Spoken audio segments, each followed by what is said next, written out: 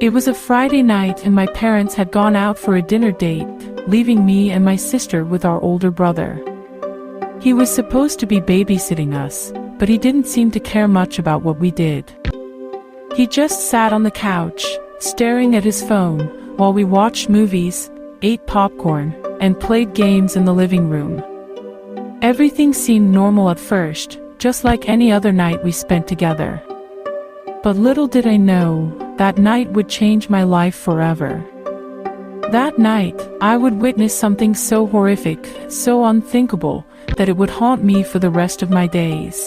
The evening progressed, but my brother's mood completely changed. He started to look detached, as if he was lost in his own world. I tried to ignore it, assuming he was just bored or stressed out. He would suddenly laugh or scream for no reason, or stare blankly at the wall for minutes. He would pace around the house, muttering to himself, clutching his head, as if in pain. We assumed he wasn't feeling good as he disappeared upstairs for a while. So me and my sister continued watching our movie in the living room. We were chatting and laughing, unaware of the danger lurking right above us. Then we heard a loud bang, followed by footsteps on the stairs. We turned to see him, our brother, standing in the doorway. He looked different, his face twisted and his eyes wild. He had a knife in his hand, and he waved it at us. We froze in fear, unable to move or speak. He said something, but I couldn't hear him.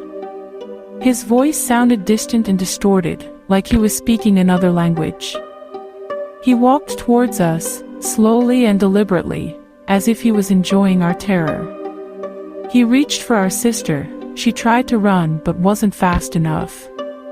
He grabbed her by the hair and dragged her to the floor, stabbing her in the chest, over and over, until she stopped moving. He had killed her, just like that. I screamed, frozen in fear. I felt a surge of anger and grief, mixed with a desperate instinct to survive. I knew I had to get away from him, from this monster. I ran as fast as I could. The only place I could think to go was upstairs. I got to my room and got inside and locked the door. Just as I locked it, he started tugging on my doorknob. It wouldn't be long before he would bust in. I had to get out of there and fast. I ran to the window, hoping to find a way out. I looked down and saw a drop of about 10 feet. I didn't hesitate. I jumped, landing on the grass, feeling a sharp pain in my ankle. I ignored it and got up, limping as fast as I could. I heard him open the front door behind me. He had the knife in his hands and started to come after me. I dodged and zigzagged, hoping he would miss, running for my life. I reached the street and saw a car coming. I waved my arms, trying to get the driver's attention. My ankle caved in on me. I dropped to my knees as the car sped past. Just as I thought all hope was lost, he was right behind me and no one was around to help. I laid there crying and couldn't move. Then I heard another car coming down the road. It was my parents' car pulling into the driveway. I mustered up all the strength I had left and screamed for help. My brother vanished into the night, leaving behind a trail of horror and destruction. No one has seen or heard from him since that night. For nearly a decade and a half, I lived in a state of constant dread and anxiety, always checking my surroundings, wondering when he would show up again. 15 years later, it's the anniversary of the death of my older sister. I hate spending this night alone. It's late at night and I'm in the kitchen popping popcorn so I can go watch a movie and relax before I go to bed. As I'm waiting for the popcorn to finish, I look out the window into the night. There he is, my brother, just standing there. He's staring right at me. His eyes dark and hollow.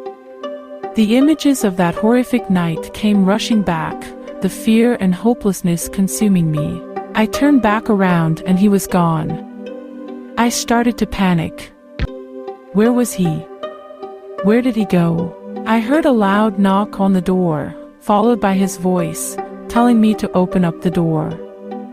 I ran and grabbed the gun I had hidden under the couch. I hoped to sneak out and call for help, but he was faster. He smashed the front door with a crowbar and entered the house. He saw me running and chased me. He caught up with me in the kitchen and grabbed me by the arm. He swung the crowbar at me, but I dodged it. I kicked him in the shin, and he let go of me. I ran to the other side of the room and pointed the gun at him. I told him to stay back, or I'll shoot. I told him I'm not afraid of him anymore. He's not my brother, he's a monster. He took a step towards me, and I pulled the trigger. The bullet hit him in the chest, and he stumbled back. He looked at me with disbelief, and then with anger. He dropped the crowbar and reached for his knife. He lunged at me, but I shot him again. This time, the bullet hit him in the head, and he fell to the floor. He was dead, finally. I dropped the gun and collapsed on the ground. I felt a wave of relief and sadness, mixed with a strange sense of closure. I had killed him, the one who had haunted my dreams for so long. I had ended his reign of terror and freed myself from his grip. I had survived. I cried and waited for the police to arrive.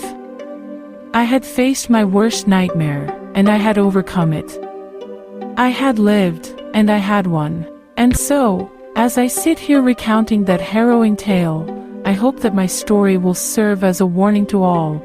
Trust your instincts, never give up, and always fight for your survival, no matter the odds.